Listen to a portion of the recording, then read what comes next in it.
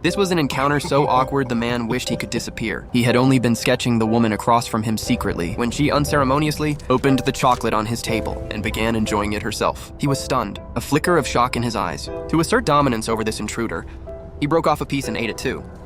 Then he looked at her with a hint of challenge, but instead of being fazed, she continued breaking off chocolate, elegantly placing it in her mouth. This strange encounter struck them both as incredibly amusing. They smiled at each other, marveling at their shared understanding and fate. Just as he gathered the courage to speak, she reached her stop untimely. She rose gracefully and left with the scent of chocolate. It's all yours. To his kindness, she didn't respond as he might have hoped. Instead, she gave him a meaningful, deeply affectionate glance over her shoulder. Sometime later, Cameron was still lost in that joyful memory. But as he prepared to step off the train, he suddenly noticed his own identical chocolate bar was still untouched. In that moment, it hit him. He realized how absurd and ridiculous his actions had been. Yet fate often weaves unexpected meetings in its own way. Not long after, Cameron encountered the woman again by chance. Upon seeing her, he urgently tried to explain the last I misunderstanding. also purchased the Echo Bar. And I'm hoping you worked that out by now. Yeah. I'd love to see your face when you realized. Cameron's embarrassment was palpable. To apologize, he gave her the portrait he had carefully drawn. This drawing was not just an apology for his earlier mistake, but a clear sign of his admiration and growing affection. They smiled at each other, making peace with a handshake. But just as Cameron wanted to take a step further, the train inconveniently reached its stop. He could only bid her a reluctant farewell. Turning away, he was instantly filled with regret. He cursed himself for missing the chance to ask for her number. Just then, A familiar, gentle voice called him back. Here, Oh no, that's for you. Keep it. give it to me again. Okay. Facing her warm, affectionate smile, Cameron felt a wave of confusion. But when he turned the portrait over, a boyishly genuine smile spread across his face. It was an irrepressible joy from deep within. Soon, happiness arrived like a light in his eyes. Their love blossomed passionately, a mutual desire. They became inseparable and soon walked down the aisle together. Soon, his wife gave birth to a son. The boy was bright, lively, and lovely, filling their home with endless joy and hope. In their warm little world, they wove a beautiful life together, basking in each other's warmth and companionship, but fate seemed to withdraw its favor. One day, a sudden, unexplained dizziness hit Cameron. He thought it was just fatigue. But when he stood again, the whole world seemed to spin. He fought to steady himself, but collapsed, losing control. After a series of thorough tests, he learned he had late-stage cancer. The news was a thunderbolt from the blue, shattering every beautiful dream he held for their future. Countless times he hesitated, wanting to tell his wife the truth. But each time the words neared his lips, he forced them back down. He knew her heart was sensitive and fragile, already scarred by too many blows. He remembered clearly her devastation after her brother's death. He'd never forget how she locked herself away for 6 months to heal. Cameron understood her deep love for family. He couldn't bear to let her wounded heart be shattered again by his departure. So he chose silence, burying his fear and helplessness deep inside, but his health worsened. Cameron knew he couldn't hide it long. Each time he saw his family's happy smiles, a complex emotion gripped his heart. It was helplessness for the present and deep anxiety for the future. This happiness was as dazzling as morning dew, yet as fragile as a candle in the wind, ready to vanish when he was gone. In this despair and helplessness, he wiped his tears in secret and reconsidered the professor's proposal to use a clone to extend his life, to guard his family in his place. Cameron felt a tumult of emotions. With a complex, indescribable feeling, he sought out the professor. He clearly stated his willingness to accept the clone plan. Facing Cameron's decision, the professor's face showed sincere respect, deeply moved by his courage and resolve. Soon after, Cameron had his first meeting with his own clone. He was almost stunned by what he saw. It was a being strikingly similar to him, from facial features and build, down to every molecular detail of life. It was identical like a reflection in water. The only distinguishing mark was an extra mole on the clone's hand. Though Cameron had thought it through, preparing himself mentally, facing this being meant to replace him stirred an unprecedented panic in him. He couldn't easily accept this reality. An unspeakable sense of resistance and rejection welled up. The professor noticed his emotional shift. In a gentle yet firm tone, he introduced Cameron to another patient. She was an ordinary sales clerk with a beautiful, lovely daughter. Though her life differed from Cameron's, they shared the same fate. Facing the end of her life, she couldn't bear to tell her family, choosing instead a clone, to continue loving them. When Cameron, somewhat skeptical, found the woman's clone, he was shocked by the scene before him. She lived just like the original, a simple yet fulfilling life. Neither she nor her family knew she was a clone. I'm... Most comforting was, as Cameron quietly observed the clone with her daughter, he saw what he longed for. The clone mother cared for her child with selfless love. Every warm moment was like the first winter sun piercing the clouds, both heartwarming and profoundly peaceful. These images deeply touched Cameron's heart. A wave of warmth surged within him. It was as if he could foresee a future day when his own wife and son, accompanied by the clone, would enjoy the same beauty and happiness. Holding on to this beautiful hope, Cameron played video games via call with his son far away. Their laughter, like a warm spring breeze, traveled across the miles, echoing in each other's hearts. But a sudden wave of dizziness, like a claw from the darkness, ruthlessly pulled Cameron into an abyss. Fortunately, just before his consciousness faded, he managed to end the call. His son remained unaware. This experience was a heavy blow, a stark warning bell in Cameron's mind. He realized deeply, the sands of his life were nearly out. Little time remained for him. Burdened with worry for his family, he found the professor, pleading to expedite the cloning process. With the professor's careful preparation, Cameron began the memory transfer. As the seat reclined gently, his consciousness, like a gentle stream, seeped silently into the clone's mind. The vivid fragments of his life, like an ancient scroll brushed by time's hand, began to awaken in the clone's awareness. As the transfer progressed, the awkwardness and sweetness of meeting his wife, the warm years of marriage, precious moments with their son, all flashed through his mind like a spinning lantern. When the transfer was complete, these cherished memories became vivid in the clone's mind. The clone's consciousness and Cameron's soul miraculously fused together. Though the professor immediately told the clone he was currently a replacement for another, the clone showed no resistance. Instead, with remarkable calmness, he accepted this reality, for Cameron's complete memories were now deeply imprinted in his mind. The boundless love and sense of responsibility for his family, and the hesitation and struggle about being replaced by a clone, felt as real as if he had lived through them himself, vivid and profound. Yet, to truly become Cameron, he still needed some time to adjust, to ensure he could perfectly replace Cameron without revealing any flaws to the family. The clone had to spend time with Cameron. In the small details of daily life, they would seek out their subtle differences. Yet what shocked them both was how remarkably similar they already were. From the most minute habits to their calm and reserved natures, they were like perfect mirror images. The only difference was that Cameron's flame of life was fading, while the clone possessed a healthy body to live on in his place. The thought that everything he had would be taken by this sudden replacement stirred anger and resentment in Cameron's heart. He even considered abandoning the clone plan. Carrying this unresolved complex emotion, he returned to his warm, loving home. Seeing his clever, adorable son and gentle, devoted wife, his face instantly lit up with a kind, warm smile. Yet this seemingly ordinary scene pierced his heart like an invisible thorn. He gazed at his family, his eyes gradually welling up. The decision tearing at him internally raged like turbulent ocean waves, relentlessly crashing against his soul. He understood his family's happiness must not be shattered by his own selfishness. Perhaps letting the clone replace him to continue this love was the best choice. So when Cameron faced the clone again, his eyes showed much more acceptance. His heart had grown calmer. They gazed at each other, no words needed. Each understood the responsibility they bore. After this period of adjustment, the professor deemed the time was ripe. It was time for the next test. Next, the clone would speak with Cameron's wife. When the video call connected, facing his wife on screen, the clone was initially nervous, but he soon found his ease, gradually immersing himself in the role. He chatted and laughed with her freely, even sharing moments of hearty laughter. He almost forgot he was a clone, as if they were the truly happy couple. But Cameron, watching nearby, felt a growing bitterness inside. The thought that everything he had would be taken by this imposter unleashed an indescribable fury and jealousy that surged from the depths of his heart. His hands clenched tightly. Finally, unable to bear the torment, he forcefully ended the call. This abrupt act angered the clone. The atmosphere between them grew tense and confrontational.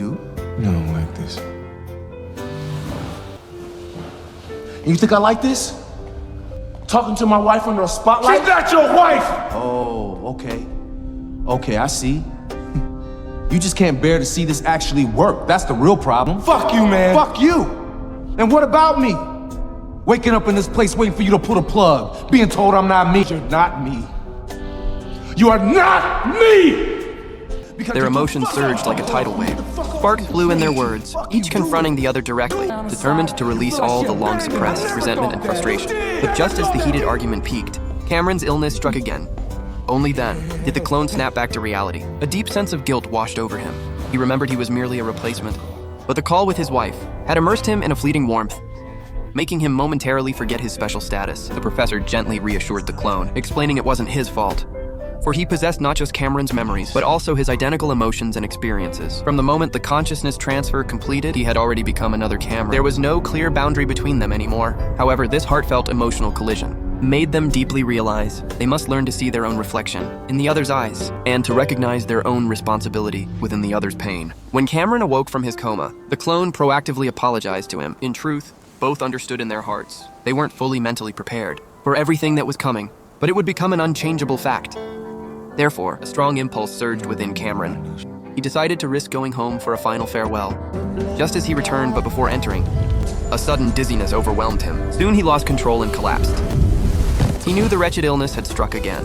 If his wife discovered this, all their preparation would be for nothing. On the edge of fading consciousness, Cameron endured the pain and struggled up. Staggering to his car, he hid inside and looked back. His longing gaze pierced through the window, fixed on his wife so near. Her face was like a flower on a distant shore, vibrant yet out of reach. Meanwhile, the clone witnessed it all through the lens, holding his breath for Cameron. But Cameron knew deeply that his worsening condition had left him utterly unable to live normally with his family. There was little left he could do to ensure the clone succeeds him smoothly. Cameron suggests he return home now. Fortunately, it goes more smoothly than imagined. His wife notices nothing different about the clone. The home remains warm and full of love. But as the clone embraces her tightly, the family dog barks incessantly. In its eyes, the clone can never replace its true master. Luckily, lost in the joy of reunion, his wife doesn't suspect a thing. From the dog's barks, the real Cameron can only watch from afar. Through the clone's lens, sharing this warmth indirectly, he gazes tenderly at his family's smiles, his own lips curling up, but this brief joy is soon clouded by deep gloom. He knows this happiness should have been his, but now it's a distant dream. From now on, he stays in the shadows, a silent audience, witnessing it all. Each interaction the clone shares is like a sharp knife, leaving invisible scars on his heart. He grieves, he aches, but he knows this cannot be changed. All he can do is silently hope. The clone can bring them lasting happiness and peace. But as time passes, Cameron senses something unusual. He's surprised to find, lately, the clone removes the lens more often. This subtle change makes him suspicious. The professor calmly explains it's the clone's initial struggle to accept his role as a mere instrument. This behavior signals the clone is adapting to his new life, though Cameron feels resistance and confusion. Something is wrong. Inside, when he pictures his family's warm, happy smiles, he buries his resentment deep down. He chooses to endure, sacrificing his feelings for the clone, so his family can keep their peace and joy. Yet, an undercurrent of unease stirs within him, a deep concern for his family. One late night, Cameron is jerked awake by a nightmare. He dreams he sees the clone hitting his wife over a meal she cooked that he disliked. He wakes up in a cold sweat, too anxious to rest. He decides to sneak out of the hospital to check on his wife and child himself. But once home, he dares not disturb them. If he and the clone were seen together, their plan would be ruined. Quietly, he slips into the study. There, he sees drawings made by the clone. They are not just exquisite, but radiate peace and serenity. This comforts him slightly, for he knows only someone with a calm mind could create such profound art. He quietly opens the computer and reads the clone's chats with his wife. The loving words filled with deep affection and tender care warm Cameron's heart. To his relief, he finds videos of the clone with his family. These are moments he hadn't seen before. Seeing all this happiness, Cameron realizes the clone is not the brute from his dream. Instead, with the same deep love, he cares for the family as Cameron would. His worries and doubts begin to fade.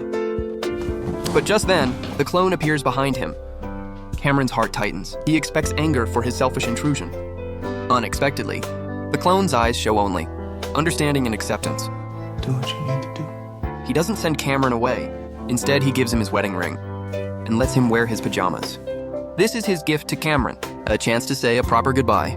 Only he understands Cameron's pain. Just then, the dog hears them and comes running. Seeing two identical masters, confusion flashes in its eyes, but it pretends nothing's wrong and leaves. The clone realizes he should hide in the storage room, giving this precious time to Cameron. Cameron tiptoes to his son's room. Though it's late, he wakes the sleeping boy. They go to the living room together. He He pours him a glass of apple juice. In the soft light, they share a snack and raise their glasses. Watching from the shadows, the clone feels an indescribable sympathy for Cameron. He knows these ordinary, everyday moments are, for Cameron, precious and out of reach. His son's bright smile is like a ray of winter sun, warming Cameron's heart, yet also a double-edged sword, bringing both immense joy and a deep, piercing pain. Cameron studies his son's smiling face, his eyes full of love and regret. He knows he won't see his son grow up, attend college, or be there when he marries and becomes a father. He can only celebrate now, in advance, all the future joys of his son's life. I love you, man. I love you too, Dad. The boy doesn't know. This is his father's final farewell. Soon he falls back asleep. Seeing his son is asleep, Cameron goes to his wife's room. Seeing his tear-streaked face, she grows concerned. He forces a smile and tells her a lie, saying he had a nightmare where he lost everything he had. She holds him tightly, heart aching, and comforts him softly. Cameron then asks her if she is happy with their life now. Without hesitation, she says yes. A genuine smile spreads across his face. His anxious heart finally finds peace. He knows the clone has filled the void. He left, even doing better than he could. He gently holds his beloved, tears streaming down his face. Deep in his heart, he apologizes for his fear-driven escape and his unintentional distance lately to his beloved. She nestles in his warm embrace, her breathing growing steady and deep. Finally, she falls into peaceful sleep. Cameron returns to the car and solemnly hands over the meaningful ring to the clone. This act is not just trust in his double, but an unconditional entrusting of the duty to protect his family. To this him with his face and memories. In this moment, words are unnecessary. He knows the clone will care for his family with all the love he himself would give. They share a firm handshake, a silent farewell, and a mutual understanding and release. The two Camerons reach an agreement. They have different roles now, but guard the same home. As the car drives away, they exit each other's lives completely, leaving love and hope behind forever.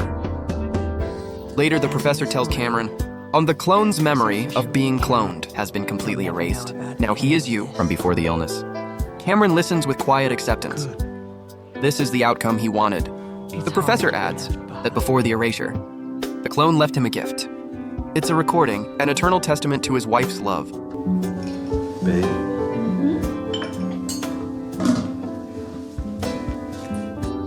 Tell me you love me. I love you.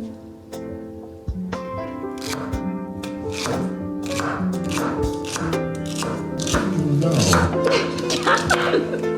What are you doing? I'm chopping stuff. For real, Pete. What? Look me in the eyes and tell me you love me. What are you doing? Just, come on, for real. I need to hear it. Okay.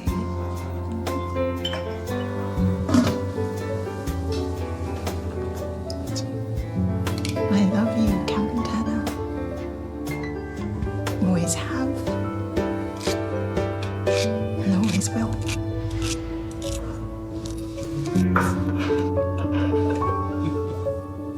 How's that? That was good.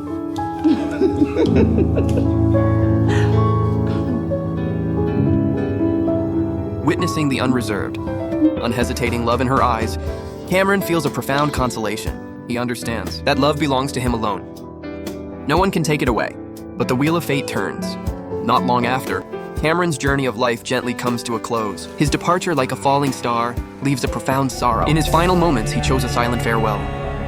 This was not an escape from death, but a way for love to endure in another form.